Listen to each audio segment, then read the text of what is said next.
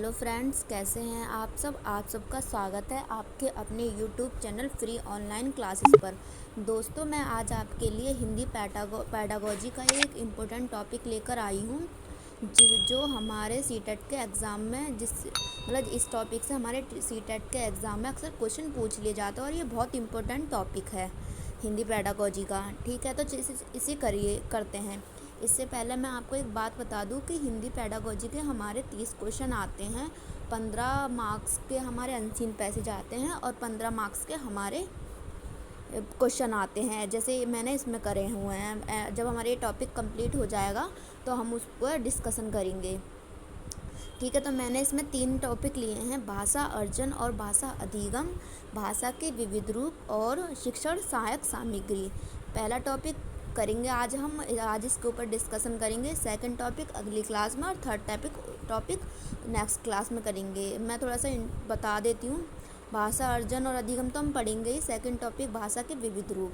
भाषा के विविध रूप वो होते हैं जैसे मातृभाषा, राष्ट्रभाषा, राजभाषा। बच्चे अक्सर एग्ज़ाम में बड़े कंफ्यूज हो जाते हैं कि हमारी हिंदी राष्ट्रभाषा है या राजभाषा है। तो आज हम नेक्स्ट क्लास में हम इसे ही क्लियर करेंगे। शिक्षण सहायक सामग्री, ये बहुत इम्पोर्टेंट टॉपिक है, इससे हम अच्छे से करेंगे। और क्या बोलते हैं, इसमें ना 3 टॉपिक हैं: श्रव्य सहायक सामग्री, दृश्य सहायक सामग्री, दृश्य श्रव्य दोनों सहायक सामग्री। तो इन्हें डिटेल्स में पढ़ेंगे हम। आज पहला टॉपिक स्टार्ट करते हैं। और जिसने भी हमारी वीडियो को लाइक और सब्सक्राइब नहीं करा हमारे चैनल को, वो सब्सक्राइब कर दे। और मैंने और भी वीडियो डाली हैं हिंदी की, तो आप जाके उन्हें देख सकते हैं।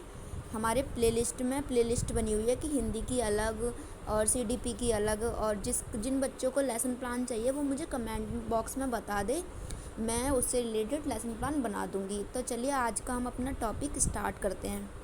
हमारा पहला टॉपिक है भाषा अर्जन और अधिगम। भाषा अर्जन से क्या तात्पर्य है? भाषा अर्जन वो होती है जिसे हम अर्जित करते हैं, जैसे अपने फैमिली से और समाज से, प्रकृति से। और क्या बोलते हैं, जैसे हम छोटे बच्चे होते हैं वहाँ जाते हैं, वो जैसे विदेश में जाते हैं और वहाँ इंग्लिश लैंग्वेज शुरू से ही देखते हैं, तो वो इंग्लिश लैंग्वेज यूज़ करने लग जाते हैं कि भाषा वो अर्जित कर रहे हैं। ये हमारी कोई पैतृक संपत्ति नहीं होती, हम जहाँ जाते हैं चीज़ों को अर्जित करते हैं। अधिगम, और एक और बात कि भाषा में हमें एफर्ट्स नहीं लगाने पड़ते, ये अचेतन होती है। लेकिन अधिगम ये लर्निंग होती है और इसमें हमें एफर्ट्स लगाने पड़ते हैं, चेतना लगानी पड़ती है। और ठीक है, तो हम इसको करते हैं, डेफिनेशन पढ़ लेते हैं इसकी। भाषा अर्जन की परिभाषा: भाषा अर्जन एक प्राकृतिक प्रक्रिया है और यह अवचेतन के रूप में होती है।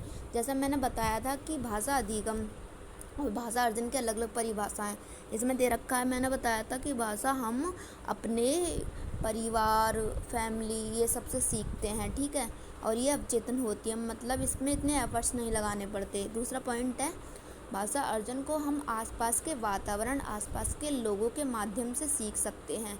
जैसा कि मैंने बताया कि हम भाषा को समाज से, वातावरण से सीखते हैं। एक एग्जांपल लेते हैं कि अगर कोई छोटा बच्चा है और उसे पैदा होते ही कहीं विदेश में भेज दिया जाए, तो वह वहाँ इंग्लिश लैंग्वेज सीखेगा, ना कि हिंदी।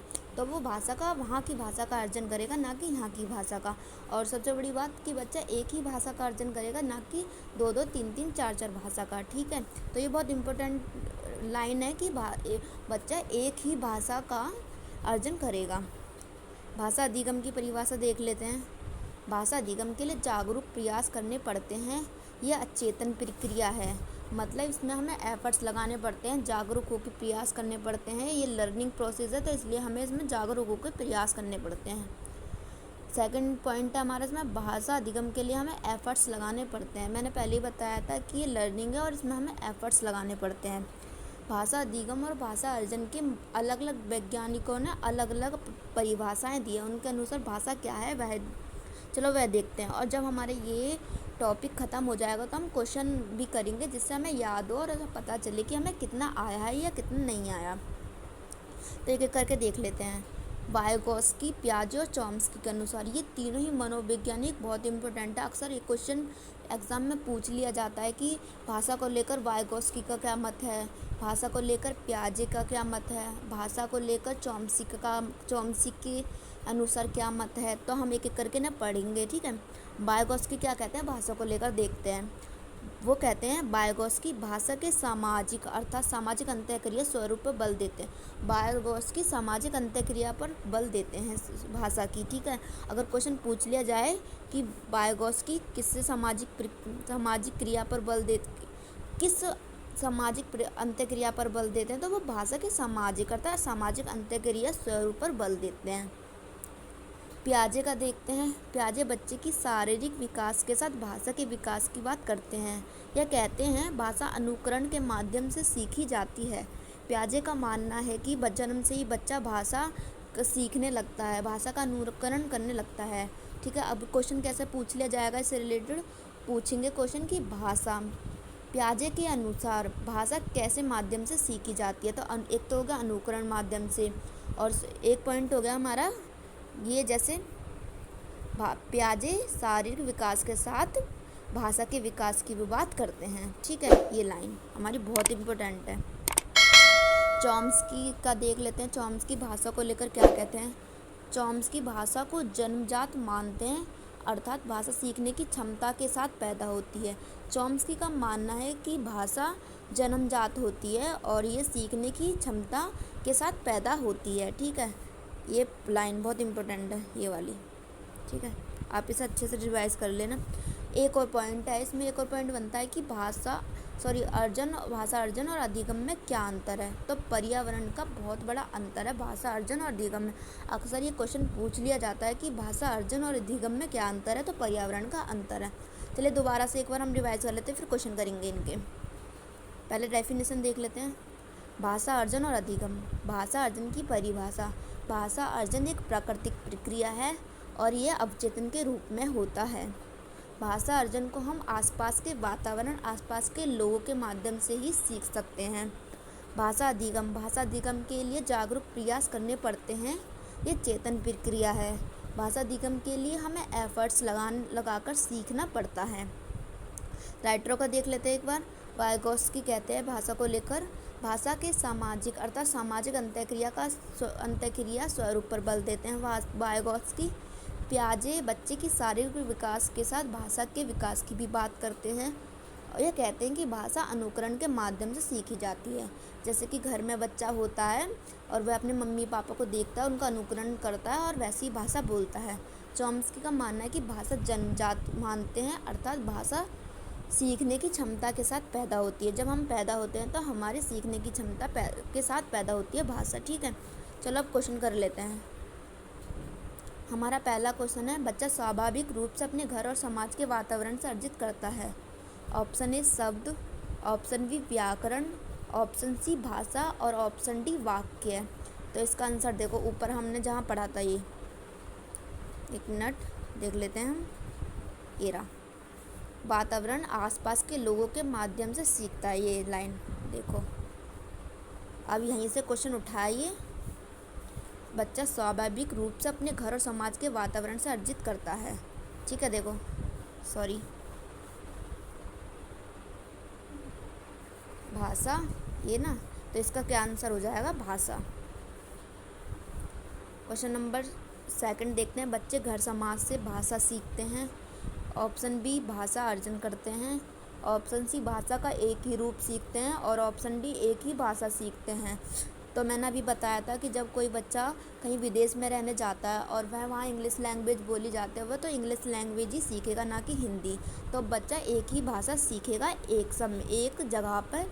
ये बहुत रेयर केस में दो होते हैं, नहीं तो हमारी मातृभाषा हिंदी हमारे घर वाले हिंदी बोलते हैं ना, हिंदी सीखेंगे ना कि अंग्रेजी अच्छे से सीखेंगे।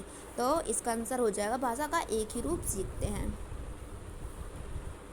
क्वेश्चन नंबर तीसरा देखते हैं, भाषा सीखने के संदर्भ में कौन सा कथन सही है। ऑप्शन ए बच्चों में भाषा सीखने की जन्मजात क्षमता होती है, ऑप्शन बी व्याकरण का ज्ञान भाषा प्रयोग की कुशलता का एकमात्र सुनिश्चित मानदंड है, ऑप्शन सी भाषा शिक्षण प्रभावी तौर पर भाषा की कक्षा में होता है, ऑप्शन डी मानक भाषा के प्रयोग पर अत्यधिक बल देना चाहिए। क्वेश्चन क्या था, भाषा सीखने के संदर्भ में कौन सा कथन सही है। देखो ये ऑप्शन ए सही है, बच्चों में भाषा सीखने की जन्मजात क्षमता होती है। अब बताओ ये कौन से चॉम्स्की ने कहा था। देखो चॉम्स्की भाषा को जन्मजात मानते हैं, अर्थात भाषा सीखने की क्षमता के साथ पैदा होती है। ठीक है, तो इसका क्या आंसर हो जाएगा हमारा? Option A. क्वेश्चन नंबर 4 देखते हैं। प्रत्येक बच्चे की भाषा होती है ए जटिल, बी सरल, सी अपने आप में अपूर्ण और ऑप्शन डी अपने आप में पूर्ण। तो प्रत्येक बच्चे की भाषा अपने आप में पूर्ण होती है। मैं हूँ, मेरी भाषा अपने आप में पूर्ण है। कोई और है, उसकी भाषा अपने आप में पूर्ण है। ठीक है, तो इसका आंसर हो जाएगा डी। 5वां क्वेश्चन देखते हैं। बच्चे अपने मातृभाषा का प्रयोग करते हुए हिंदी भाषा की कक्षा में अपनी बात करते हैं। यह बात है स्वाभाविक, बी निंदनीय, सी विचारणीय, डी अनुचित। तो इसका आंसर मुझे एक बार आप दीजिएगा कमेंट बॉक्स में, फिर मैं आपको बताऊंगी इसका सही उत्तर क्या है। और इस क्वेश्चन के ऊपर हम डिस्कशन करेंगे क्लास में। ठीक है, अगली क्लास में मैं आपसे पूछूंगी और आप मुझे बताइएगा। और क्वेश्चन नंबर 6 देख लेते हैं।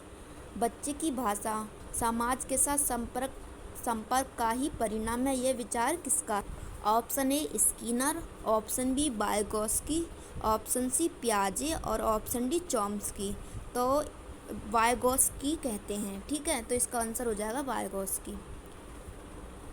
आई होप आपको ये वीडियो पसंद आई होगी। ऐसी वीडियो के लिए हमारा चैनल सब्सक्राइब करें और हमारी वीडियो को लाइक करें और शेयर करना ना भूलें।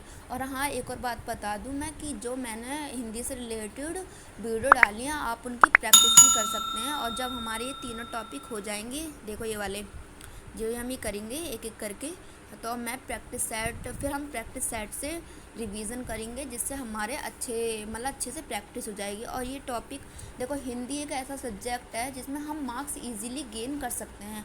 तो अगर हम हिंदी को अच्छे से पढ़ेंगे तो मार्क्स अच्छे से आएंगे। और ये यूपी टेट, सी टेट में बहुत इंपॉर्टेंट है। और अदर टीचिंग कॉम्पिटिटिव एग्जाम में भी अक्सर ऐसे क्वेश्चन पूछ लिए जाते हैं। और जिसने भी हमारे चैनल सब्सक्राइब नहीं करा, सब्सक्राइब कर दें। Thank you.